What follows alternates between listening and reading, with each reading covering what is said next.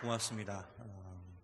우리 한소망교회 권사님이 되신 것 너무나 축복하고 또 굉장히 또 감사하게 생각하고요. 또 이렇게 오늘 권사의 헌신 예배로 또 하나님 앞에 예배를 드리면서 또 한 해 동안 또 헌신을 다짐하는 그런 시간이 이 시간이 되었으면 좋겠습니다. 우리 그런 의미에서 우리 앞뒤에 계신 분들, 우리 또 좌우에 계신 분들을 바라보시면서 우리 함께 인사합니다. 우리는 행복한 사람입니다 하면서 인사하겠습니다. 한 번 더 이렇게 인사할까요? 건강하세요 하면 인사하겠습니다. 건강하세요. 예.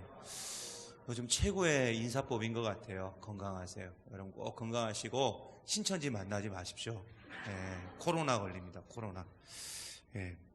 오늘은 우리가 이제 권사의 헌신 예배 드리고 있습니다. 우리 사랑하는 권사님들과 그리고 오늘 이 예배에 함께 헌신을 다짐하기 위해서 모이신 성도님들에게 무슨 말씀을 전하면 좋을까? 몇 주를 고민을 했어요, 사실은. 몇 주를 고민을 하면서 또 기도를 하는 가운데에 오늘 이 요나의 이야기가 문득 떠올랐습니다.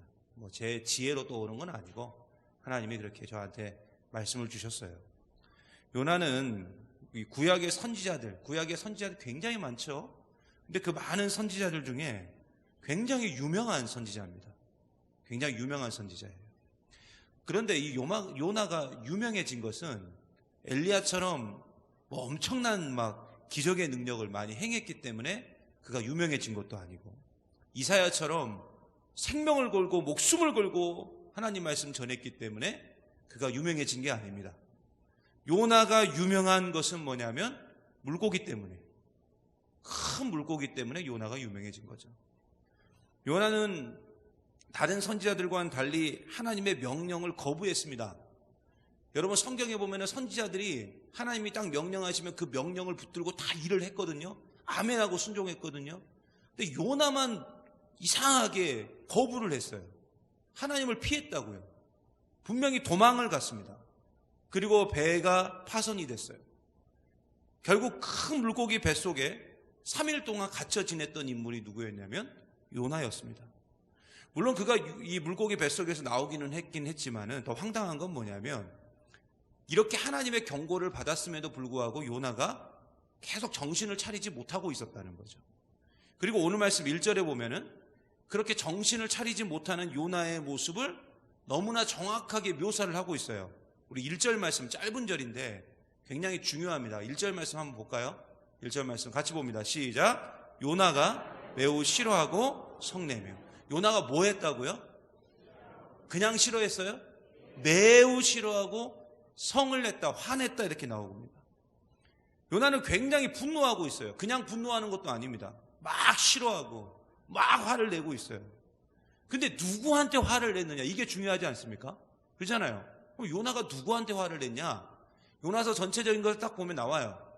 그 화를 내는 대상이 신기하게도 하나님이에요. 하나님의 선지자가 하나님에게 화를 내고 있다고요. 그것도 매우 싫어하고 성내며 이렇게 말하고 있어요. 여러분 사람은 언제 화가 날까요? 여러분 언제 화가 나세요? 여러분은 거룩하셔서 화를 안 내시나요? 그죠? 내 뜻대로 안 되면 화내요. 여러분 화가 나는 다양한 이유들이 있지만 그 모든 이유들의 공통점을 딱 살펴보면 내 뜻대로 안 될 때 화가 나는 거예요. 남편이 내 뜻대로 안 될 때, 아내가 내 뜻대로 안 될 때, 자식이 내 뜻대로 안 될 때, 내가 하고 있는 일이 내 뜻대로 안 될 때, 그때 막 분노하고 막 화내시잖아요. 근데 반대로 내 뜻대로 잘 되면 어때요? 너무 기뻐요. 매우 기뻐요. 결국 오늘 말씀에 요나가 하나님을 향해서 매우 싫어하고 성을 낸 이유는 단순합니다. 자기 뜻대로 안 되니까 막 하나님 앞에서 버르장머리 없이 막 싫어하고 막 화를 낸 거예요. 여러분 하나님의 관심, 이 요나서가 쓰여질 당시에 하나님의 관심은 온통 니느웨에 있었습니다. 하나님은 니느웨에 있는 그 사람들을 구원하는 것, 그 많은 사람들을 구원하는 것이, 그들을 하나님의 심판으로부터 벗어나게 해주는 것이 하나님의 관심이었고 하나님의 뜻이었어요. 그런데 이렇게 하려면 누군가가 니느웨로 가가지고 그 하나님의 뜻을 좀 전해줘야 되는데 그때 선택받은 인물이 누구였어요? 요나였습니다. 그래서 요나 1장 1절과 2절 한번 볼게요. 요나 1장 1절과 2절 한번 띄워주실래요? 같이 봅니다. 시작. 여호와의 말씀이 아미떼의 아들 요나에게 임하니라. 이르시되 너는 일어나 저 큰 성읍 니느웨로 가서 그것을 향하여 외치라. 그 악독이 내 앞에 상달되었음이니라 하시니라. 아멘. 여러분, 하나님이 요나에게 니느웨로 가라고 명령을 하셨어요. 그리고 그들에게 쉽게 말하면 하나님의 심판을 전하라는 거예요. 하나님의 심판. 근데 이 말은 단순히 니느웨 사람들한테 가가지고 막 하나님의 심판을 전하는 그런 수준을 넘어서서 이 심판의 소식을 들은 니느웨 사람들이 회개하고 하나님께로 좀 돌아오기를 바라는 그 하나님의 생각, 그 하나님의 뜻이 그 안에 담겨져 있었던 것입니다. 그런데 이러한 소명, 생명을 살리고 영혼을 구원하는 그 귀한 사명을 받은 요나가 강하게 거부를 해요. 싫다는 거예요. 이거 거부의 수준을 넘어서서 이 요나가 도망가 버립니다. 있을 수 없는 일이 벌어지고 있어요. 성경은 이걸 도망이라는 표현을 썼어요. 분명히. 우리 다 같이 요나 1장 3절 한번 볼까요? 1장 3절 같이 봅니다. 시작. 그러나 요나가 여호와의 얼굴을 피하려고 일어나 다시스로 도망하려 하여 요바로 내려갔더니 마침 다시스로 가는 배를 만난지라. 여호와의 얼굴을 피하여 그들과 함께 다시스로 가려고 뱃삭을 주고 배에 올랐더라. 지금 보세요. 요나가 뭐 했다고 나와요? 도망갔다니까요. 도망가려고 배에 오른 거예요. 그 다음에 요나가 왜 도망갔냐? 여러분, 요나의 직업은 뭡니까? 선지자잖아요. 선지자. 선지자의 역할은 뭐냐면 하나님의 말씀을 받아가지고 그 말씀을 그대로 대언하는 역할을 선지자라 그래요. 근데 이 요나가 이 선지자의 사명을 피한 겁니다. 그럼 왜 요나가 이 선지자의 사명을 마다했냐? 크게 두 가지 이유가 있어요. 성경에는 나오지는 않지만 대충 짐작해 볼 수가 있어요. 첫 번째는 뭐냐면은 요나의 구원관 때문에 그래요. 요나의 구원관. 당시 요나는 유대인이었습니다. 당시 유대인들은 철저한 선민의식이 있었어요. 선민의식. 우리 김선민 전사님 그 선민 아시죠? 예. 근데 그 김선민 전사님 의식이 아니라 선민의식. 이게 뭐냐면은 오직 자신들만 구원받을 수 있다. 그러니까 유대인만 구원받을 수 있다. 이방인은 구원받지 못하고 무조건 하나님의 심판을 받아야 된다. 이런 사상이 당시 유대인들에게 딱 자리 잡혀 있었다고요. 그런데 지금 하나님이 누구에게 가서 복음을 전하라고 했냐면 니느웨 사람은 이방 민족이에요. 유대인이 아니에요. 그 유대인이 아닌 사람들에게 하나님의 구원을 전하라고 하니까 이 요나 입장에서 요나의 구원관에서는 받아들일 수 없는 거예요. 그런 게 어디 있어? 참 신기하지 않습니까? 하나님이 명령하셨는데 하나님이 명령하신 것을 자신의 생각과 맞지 않다고 거부해버린 거예요. 그리고 두 번째 이유가 있어요. 그게 뭐냐면 당시 하나님은 이 아수르를 통해서 이스라엘을 멸망시키겠다, 이스라엘을 심판하시겠다는 이야기를 공공연하게 하셨어요. 그게 이사야서에도 나오고 호세아서에도 나옵니다. 여러분, 우리가 잘 알고 있다시피 니느웨는 아수르의 수도입니다. 아수르라는 제국의 수도예요. 그러니까 결국 하나님의 심판으로 인해 가지고 이 니느웨 성이 멸망을 딱 해버리잖아요. 그러면 누구도 멸망하는 거예요. 아수르라는 제국도 멸망하게 돼 있는 거예요. 그래서 더 이상 이 아수르가 이스라엘을 심판하는 도구로 사용될 수 없게 되는 거예요. 요나는 그것까지 생각한 겁니다. 그래서 요나는 니느웨가 멸망해버리면 아수르도 없을 것이고 아수르가 없어지면은 우리나라 이 이스라엘도 괜찮겠구나 하는 그런 생각이 딱 든 거예요. 그래서 거부한 겁니다. 안 가겠다고 거부하고 도망가 버린 거예요. 하지만 하나님은 이 도망치는 요나를 어떻게 합니까? 결국 큰 물고기, 이게 고래인지 뭔지는 모르겠지만 아무튼 큰 물고기 뱃속에까지 집어넣으면서 요나를 결국 니느웨로 보내셔요. 그리고 물고기 뱃속에서 3일 동안 지내는 그 요나가 회개를 하죠. 얼마나 힘들었겠어요. 여러분, 그 물고기 뱃속이 말이 좋아 물고기 뱃속이지 얼마나 비린내가 얼마나 났겠습니까? 우리가 바다에만 가도 그 비린내가 나면 그거 싫어하시는 분들은 벌써 막 헛구역질 하시는 분들도 계시잖아요. 그런데 세상에 물고기 뱃속에서 3일을 지냈다니까요. 그리고 여러분 아시다시피 이 물고기란 놈이 가만히 돌아다닙니까? 막 요리 갔다 저리 갔다 막 난리를 칠 거 아니에요. 그러면 여러분 그 배 타보신 분들 아시겠지만 배멀미 심할 때 어이구 이건 사람이 사는 게 아니에요. 그리고 그 물고기 뱃속이 말이 좋아 물고기 뱃속이지 빛이 하나도 없어요. 여러분 3일 동안 캄캄한 데 지낸다고 생각해 보세요. 사람 미쳐버립니다. 그리고 뭐 소리도 막 날 거 아니에요. 꾸렁꾸렁 소리도 나고 윙윙 소리도 나고 막 무서운 소리들이 날 거 아니에요. 그리고 지금 자기가 어떻게 될지도 모르는 상황이고 그 상황에서 100이면 100 모든 사람이 하는 행동이 있습니다. 다 회개해요. 잘못했습니다. 주님 저 잘못했습니다. 하나님 저 잘못했습니다. 그래서 이 요나가 거기서 뭐라고 말하냐면 자신의 구원관을 바꿉니다. 구원은 여호와께 있습니다. 하나님의 구원은 우리 민족뿐만 아니라 모든 민족을 구원하는 그 구원입니다라고 그렇게 고백을 하니까 하나님이 이 녀석 정신 차렸구나 하고 물고기를 그 뱃속에서 어떻게 됐는지 물고기가 토했는지 어땠는지 모르겠지만 아무튼 그 물고기 뱃속에서 이 요나가 살아나오게 돼요. 그런데 참 사람 마음이 그러잖아요. 예? 화장실 가기 전과 갔다 온 후가 다르다고. 예? 밥 먹기 전과 밥 먹은 후가 다르다고. 물고기 뱃속에서 딱 나오자마자 금방 변심해버려요. 언제 그랬냐는 듯이 다시 예전으로 돌아가 버렸어요. 오직 구원은 누구한테 있다? 우리 유대민족만 구원받는다. 저것들은 다 멸망받아야 돼. 저 니느웨 저것들은 다 멸망받아야 돼. 저것들이 싸그리 죽어야 우리나라가 살 수 있어. 이렇게 싹 바뀌어버린 거예요. 물론 이제 자신이 한 행동이 있잖아요. 양심은 그래도 있으니까. 왜 물고기 뱃속에서 막 외쳤던 기도의 제목들이 생각이 나니까. 그래도 이 요나가 아주 그냥 못 이긴 척 하면서 하나님 말씀을 니느웨에 가가지고 전하죠. 하나님의 심판을 전합니다. 근데 이 요나 3장을 보면은 이 요나가 얼마나 웃긴 모습으로 전하는지 나와요. 이게 완전히 우리가 이게 사실은 굉장히 웃긴 장면인데 성경이 워낙 이야기가 참 어렵게 쓰여져 있고 그죠? 말이 참 무거워서 이게 웃기게 안 보일 뿐이에요.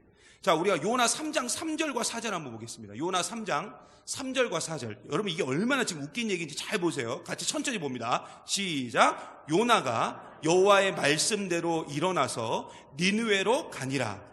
니느웨는 사흘 동안 걸을 만큼 하나님 앞에 큰 성읍이더라. 요나가 그 성읍에 들어가서 하루 동안 다니며 외쳐 이르되 40일이 지나면 니느웨가 무너지리라 하였더니. 여러분 이거 잘 보셔야 돼요. 자, 분명히 니느웨 성은 그 크기가 최소 며칠을 다녀야 된다고 나왔어요. 사흘. 최소 사흘은 다녀야 그 성읍 구석구석 돌아다닐 수 있는 그렇게 큰 성이었다고요. 그렇다면 요나는 최소 3일 정도는 이 니느웨 성을 구석구석 다니면서 하나님의 심판이 온다라고 외쳤어야 맞아요. 그런데 오늘 말씀 자세히 보세요. 이 말씀 자세히 보세요. 며칠 동안 다녔어요? 하루. 웃기지 않습니까? 하는 척 한 거예요. 그냥 신용만 낸 거예요. 그 하루 다니면서 딱 16글자 말합니다. 한글 성경으로. 딱 16글자. 40일이 지나면 니느웨가 무너지리라. 아무 얘기도 없어요. 뭐 누가 무너뜨린다는 얘기도 없고 그냥 40일이 지나면 니느웨가 무너지리라. 대충 전한 거죠. 대충. 이거 누가 무너뜨린다는 얘기도 없고 어떻게 무너진다는 얘기도 없고 그냥 대충 전하고 다닌 거예요. 사흘 길을 다녀야 될 것을 하루만 다니면서 대충 전하고 다닌 거예요. 형식적으로 다닌 거죠. 결국 요나는 하나님의 심판을 니느웨 사람들에게 전하기 싫었던 겁니다. 근데 상황이 어쩔 수 없으니까 그냥 하는 척만 한 거예요. 이 요나의 마음속에는 뭐가 있었냐면 저 니느웨 멸망해야 돼. 저거 심판받아야 돼. 이렇게 생각하고 있었다고요. 그런데 여러분 놀라운 일이 벌어집니다. 이 요나의 생각과 전혀 맞지 않는 일들이 벌어져요. 우리 요나 3장 10절 한번 볼까요? 3장 10절 같이 봅니다. 시작. 하나님이 그들이 행한 것 곧 그 악한 길에서 돌이켜 떠난 것을 보시고 하나님이 뜻을 돌이키사 그들에게 내리라고 말씀하신 재앙을 내리지 아니하시니라. 아멘. 자 보세요. 지금 하나님이 니느웨의 심판을 내리기로 작정을 하셨는데 갑자기 그 마음을 돌이키셨어요. 그러면 그 돌이킨 이유가 뭐냐면 이렇게 말해요. 그들이라는 것은 니느웨 사람들을 말하거든요. 그들이 행한 것, 곧 그 악한 길에서 그들이 뭐 했다는 거예요? 돌이켰다, 회개했다는 거예요. 여러분 요나는요 정말 대충 전했거든요. 그러잖아요. 정말 대충 전했잖아요. 그것도 사흘길을 다녀야 되는 곳에서 하루길만 다니면서 전했어요. 근데 이게 웬걸? 이 요나 3장을 딱 보면요, 어떤 일이 벌어지냐면 이 요나의 대충 전한 선포 있죠. 그냥 막 전한 선포를 듣고 이 니느웨 성이 발칵 뒤집힙니다. 발칵 뒤집혀요. 요나는 분명히 형식적으로 전했거든요. 대충 전했거든요. 근데 니느웨 사람들이 갑자기 하나님을 믿어요. 누가 멸망시킨다고 얘기도 안 했는데 그냥 하나님을 믿어요. 금식을 선포합니다.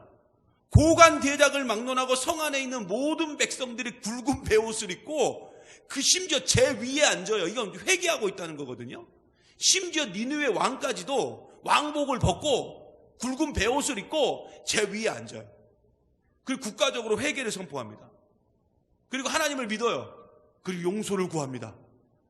그러자 이 3장 10절, 하나님이 그들이 악한 길에서 돌이켜 떠난 것을 보시고 그 하나님의 뜻을 돌이키시는 거예요.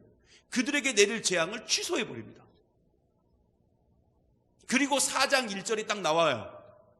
4장 1절, 그게 뭐였어요? 요나가 매우 싫어하고 성내며 이렇게 나오는 거예요. 얼마나 요나가 화가 났냐면요, 나 이거 보면서 진짜 웃기지 않습니까? 이 말씀이. 여러분, 요나가 얼마나 화가 났냐면요, 오늘 말씀 3절 한번 보세요. 3절 한번 띄워주실래요? 오늘 말씀 3절 같이 봅니다. 시작. 여호와여, 원하건대 이제 내 생명을 거두어 가소서. 사는 것보다 죽는 것이 내게 나음이니이다 하니. 여러분, 이게 지금 말이 좀 이렇게 쭉 펼쳐놔서 그러지 이게 뭔 말이냐면, 우리 그거 있잖아요. 자기 뜻대로 안 되면 어떻게 해요? 그냥 차라리 날 죽여라 막 그러잖아요. 예? 막 머리 디밀잖아요. 막 아시잖아요. 아이들이 자기 뜻대로 안 되면 어떻게 돼요? 갓난 아이들이 막 길바닥에서 두루 눕고 난리 나잖아요. 막 그 똑같은 그런 거예요. 지금 하나님 차라리 날 죽여주세요. 막 날 죽여주세요 하면서 막 성질을 내고 막 하나님 앞에 화를 내고 있는 거예요. 요나가 지 뜻대로 안 됐다고. 이게 뭐냐고. 나는 대충 전했는데 왜 저 사람들이 저렇게 하고 있냐고. 왜 회개했냐고. 왜 구원받았냐고. 왜 심판이 취소됐냐고. 그런데 사실 요나의 이 모습이 우리 모습이에요. 우리 모습. 여러분, 하나님의 뜻은 분명합니다. 그런데 그 분명하신 하나님의 뜻과 내 뜻이 맞지 않으면 이상하게 우리는 하나님 앞에 고집을 피워요. 그 하나님 앞에서 막 고집을 피운다고요. 그리고 막 따져요. 내가 얼마나 하나님 앞에 기도하고 간구했는데, 내가 하나님 앞에 얼마나 기도하고 간구했는데 왜 내가 원하는 이 기도 들어주지 않냐고. 왜 안 들어주냐고. 안 들어줄 거면 차라리 나를 죽여버리라고 막 협박을 하면서 하나님 앞에 기도하시는 분도 제가 봤다니까요. 여러분, 기도 이야기가 나와서 드리는 말씀인데, 기도는 내 의견을 하나님 앞에 말하는 게 아니에요. 기도는 뭐냐? 내 뜻을 하나님의 뜻과 하나님의 생각으로 바꾸는 게 기도예요. 여러분, 요나서를 자세히 보면 하나님의 뜻, 하나님의 관심은 오직 구원에 있었어요. 구원. 그리고 요나 역시 물고기 뱃속에서 이 사실에 대해서 충분히 이해했습니다. 그리고 알았어요. 하지만 어느 순간 요나는 다시 자신의 생각, 자신의 뜻을 하나님 앞에 막 관철시키려고 하고 있다고요. 여러분, 우리가 항상 잊지 말아야 될 사실이 있어요. 하나님의 관심은 어디에 있느냐? 생명을 살리는 데 있습니다. 그럼 우리가 이걸 잊지 말아야 돼요. 하나님은 죽이는 데는 관심이 없어요. 파괴하는 데 관심 없다고요. 하나님은 어떻게든지 한 생명을 살리기 위해서, 한 영혼을 구원하기 위해서, 한 생명을 세워주기 위해서 자신의 모든 것을 쏟아붓는 분이라고요. 그러나 우리는 이상하게도 생명을 죽이고 파괴하는데 관심이 많아요. 실제로 그렇게 살고 있고요. 그러므로 믿음의 사람은 반드시 하나님의 관심이 어디에 있는지 분명히 알아야 돼요. 하나님의 관심은 생명을 살리고 생명을 세우는데 모든 초점을 맞추고 있다는 것입니다.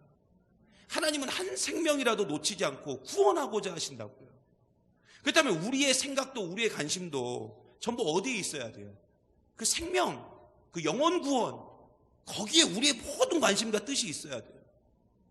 왜 예수님께서 사랑을 말씀하시고 용서를 말씀하신 줄 아십니까? 우리가 지금 요한복음 말씀을 지금 새벽마다 보고 있는데 곧 있으면 이제 그 13장에 있는 내용들이 나와요. 서로 사랑하라 뭐 이런 내용들이 나오죠. 그러면 왜 하나님이 자꾸만 용서를 말하고 사랑을 말씀하시느냐? 그게 생명 살리는 방법이니까 그래요. 한 생명을 살리고 한 생명을 세우는 방법이 그것밖에 없어요.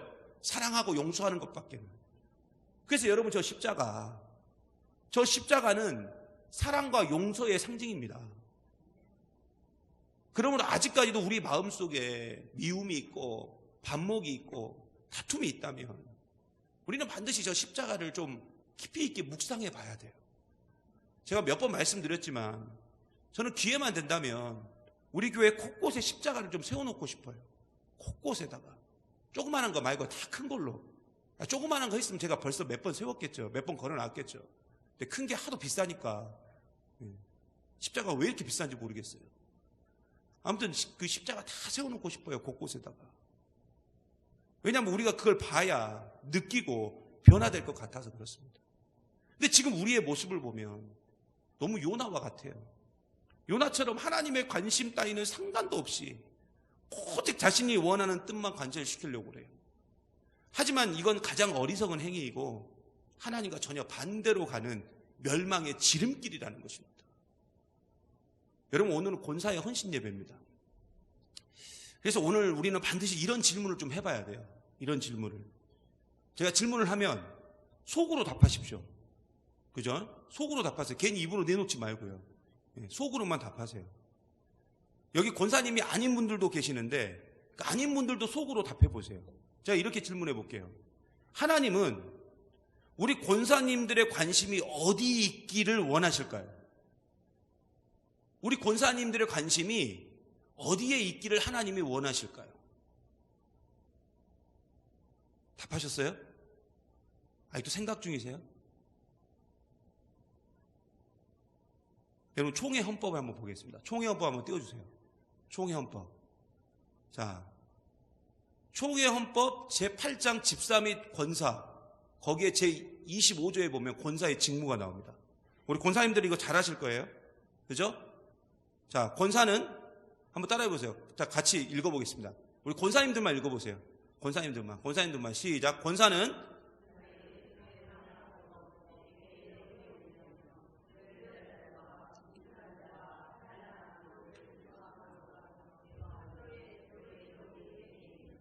그죠? 이게 총회에 나온 권사의 직무입니다. 권사님들 한번 생각해 보세요. 자, 우리 권사님들은 얼마나 이 권사의 직무를 잘 감당하고 계십니까? 속으로 답하세요. 네, 속으로. 우리 성도님들도 한번 생각해 보세요. 우리 한소망교회 권사님들은 얼마나 이 직무를 잘 감당하고 계실까요? 괜히 오해하실까봐 말씀드리는데 오늘 이 자리는 권사님들을 혼내는 자리가 아닙니다.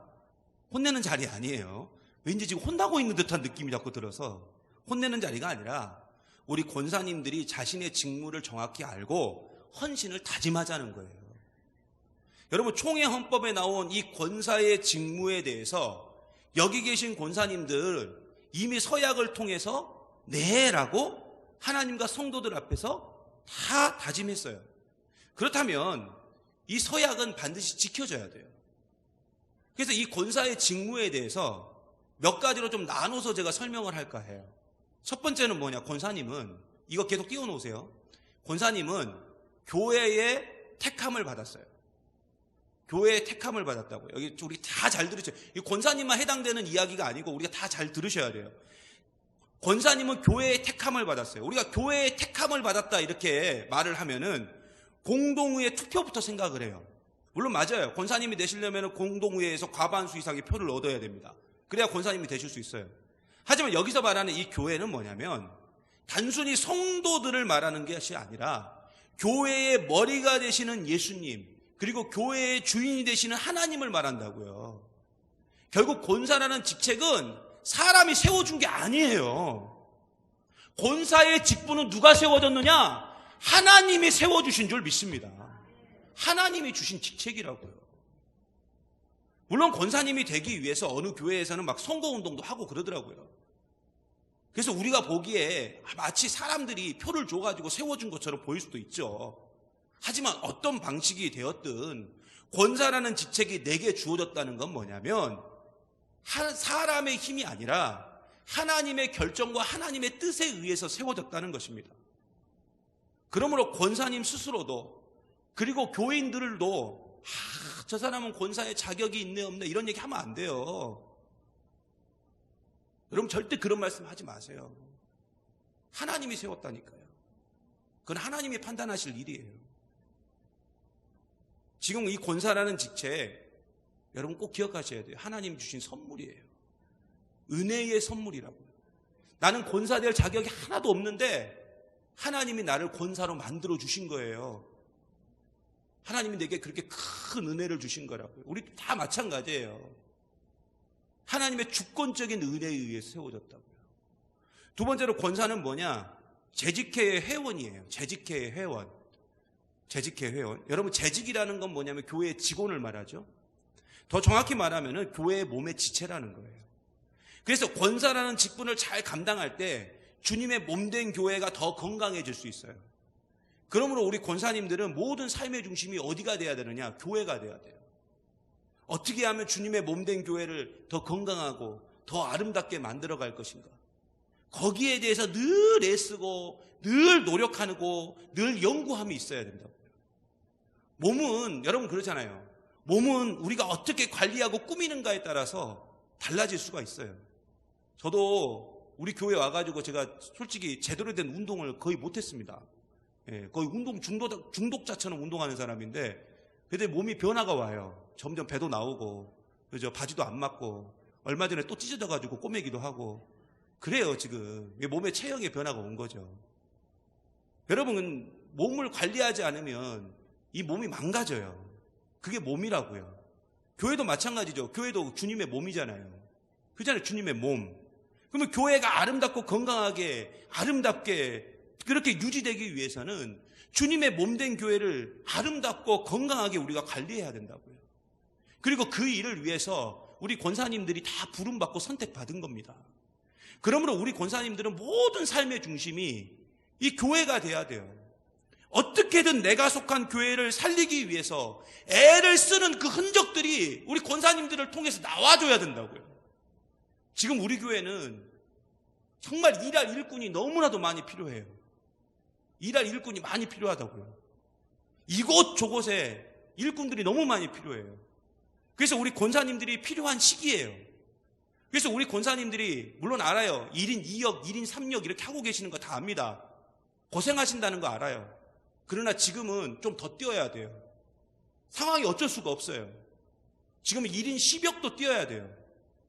혼자서 10가지 직책도 맡아야 된다고요. 지금 그럴 상황이에요.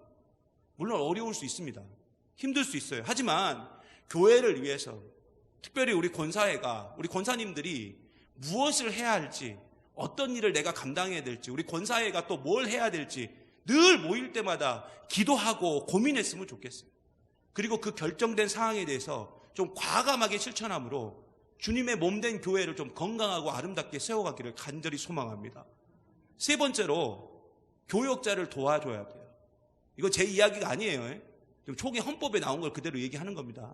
교역자를 도와주셔야 돼요. 우리 권사님들은 주구장창 교역자 도와주셔야 돼요. 그렇다면 뭘 도와야 되느냐? 또 목사님 또 뭘 도와라고 저럴까? 여러분 초기 헌법을 보면 이렇게 나오죠. 교역자를 도와 궁핍한 자와 환난당한 교우를 신방하고 위로하며 이렇게 나와요. 권사의 권자가 권면하다 권자잖아요. 여러분 사도행전에 보면 사도의 역할과 집사의 역할을 나누는 장면이 나오죠. 이게 사도행전 6장에 나옵니다. 물론 교역자는 사도는 아니에요. 하지만 사도의 역할이 현재 목사와 전도사에게 그대로 전달되었기 때문에 사도의 역할은 그냥 교역자의 역할이라고 보면 맞아요. 근데 이 사도행전 6장에 나오는 그 사도의 역할이 크게 두 개로 나뉘어져 있습니다. 여러분 잘 아실 거예요. 첫째는 뭐예요? 기도하는 일. 두 번째는 말씀을 전하는 일이에요. 결국 교역자도 마찬가지입니다. 목사는요, 오로지 기도하는 일과 오로지 말씀 전하는 일에 전무해야 돼요. 그냥 하는 수준이 아니고 전무해야 된다라고 성경에 분명히 나왔어요. 전무라는 게 뭡니까? 상무 전무할 때 그 전무예요? 그걸 다 쏟아 붓는 거예요. 거기다가 기도하는 것과 말씀 전하는 거죠. 오로지 그 일에 힘써야 된다고요. 근데 솔직히 목사가 그 일만 하는 건 아니잖아요. 양육도 해야 되고 행정도 봐야 되고 교회 관리도 해야 되고 신방도 해야 되고 때로는 또 노예 일도 해야 돼요. 노예 일도. 그러다 보면 정말 기도하는 시간, 말씀 전하는 시간 너무나도 이게 빠듯할 때가 있어요. 소홀하게 될 때도 있다고요. 물론 제 나름대로 시간을 쪼개가지고 어떻게든 사용한다고 하지만은 시간의 한계성도 있고, 그래서 제가 참 하나님 앞에 기도하는 이상한 기도 제목도 있어요. 하나님, 하루를 28시간으로 해주면 안 됩니까? 제가 그렇게 기도할 때도 있었다니까요. 너무 하루가 빨리 가가지고. 육체의 한계도 있어요, 저는. 그래서 더 좋은 말씀 준비, 더 기도 생활이 안 될 때도 있다고요. 그래서 우리 권사님들이 도와주셔야 돼요. 목회자가 오로지 기도하는 것과 말씀 전하는 일에 전무할 수 있도록 우리 권사님들이 그 역할을 감당해 주셔야 되는데, 그것이 뭐냐면 바로 성도들을 신방하고 위로해 주는 일입니다. 그래서 올해부터 우리 권사님들을 중심으로 다 구역장을 맡긴 거예요. 구역장의 임무가 뭐겠어요? 여러 가지가 있겠지만 가장 큰 건 신방이에요. 누군가 결석했다면 왜 했는지, 혹시 우리 구역에, 우리 교회 안에, 우리 선교회 안에 아픈 사람은 없는지, 상처받은 사람은 없는지, 가슴 아픈 일로 힘들어하는 사람은 없는지, 위로가 필요한 사람은 없는지 살펴보고, 살펴봤으면 가서 좀 신방하고, 신방하면서 위로도 해주고 또 권면도 해주고 하는 게 그게 권사의 역할이라고요. 그리고 보는 거예요. 이분에게는 반드시 목사님이 좀 오셔가지고 함께 좀 말씀도 전해주시고 기도도 해주면 좋겠다 하는 것이 있으면 저한테 연락을 하셔가지고 신방을 잡아오는 게 권사의 역할이라고요. 그리고 권사회는 모일 때마다 이런 신방에 대한 정보도 나누고 권사님들끼리 서로 위로하고 격려가 되어주는 모임이 돼야 됩니다. 이렇게 교역자를 도와서 오로지 기도하는 일과 말씀 전하는 일에 이 목사가 좀 전무하게 되면 어떻게 되는 줄 아세요? 그 답이 나와요. 사도행전 6장 7절 한번 보겠습니다. 같이 보겠습니다. 시작. 하나님의 말씀이 점점 왕성하여 예루살렘에 있는 제자의 수가 더 심히 많아지고 허다한 제사장의 무리도 이 도에 복종하니라. 아멘. 더 설명이 필요 없겠죠. 마지막으로 네 번째는 뭐냐? 교회의 덕을 세우기 위해서 힘써야 돼요. 다시 앞으로 좀 돌려주세요. 화면 좀.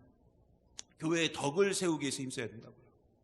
우리 아까 이우승 권사님이 기도하실 때, 우리 권사님이 제 설교를 다 훔쳐봤나? 이렇게 생각이 들 정도로. 예? 우리 권사님의 기도 속에서 제 설교 내용이 다 나왔어요. 얼마나 감사한지. 다 이런 걸 보면 영적으로 다 통하는 게 있어요. 여러분, 권사님은 교회의 어머니예요, 어머니. 그러잖아요. 권사라는 직분은 교회의 어머니라고요. 한국 사회에서 여러분 아시다시피 어머니 하면 가장 먼저 떠오르는 이미지가 있습니다. 그게 뭐냐면은 달 밝은 밤에 장독대 위에다가 정한수 띄워놓고 비나이다 비나이다, 죄송합니다 목사 이런 거 해서 비나이다 비나이다, 이게 우리 한국 그 사회의 어머니의 모습 아닙니까? 우리가 어머니 하면은 다 그런 모습 떠오르잖아요. 어떻게든 내 자식 새끼 잘 되게 하기 위해서, 우리 가정 잘 되게 하기 위해서 그냥 손이 발이 되도록, 손에 지문이 다 사라질 때까지, 예? 그렇게 기도하고 기도하는 게 우리 어머니잖아요. 여러분, 그러면 결국 권사님 하면 가장 먼저 떠오르는 이미지가 기도가 돼야 돼요. 그렇다면 솔직히 한번 이야기해 보십시오. 지금 우리 교회 권사님 하면 가장 먼저 떠오르는 이미지가 뭘까요? 권사님으로서 교회의 덕을 세우는 최고의 방법은 다른 게 아닙니다. 기도하는 거예요. 기도하는 거. 제가 솔직히 권사님들에게 어떻게 기도하십시오라고까지 자세하게 얘기하지 않겠습니다. 하지만 이제는 우리 한소망교회 권사님이라고 한다면 어느 누구에게나 좀 기도하는 모습으로 기억됐으면 좋겠어요.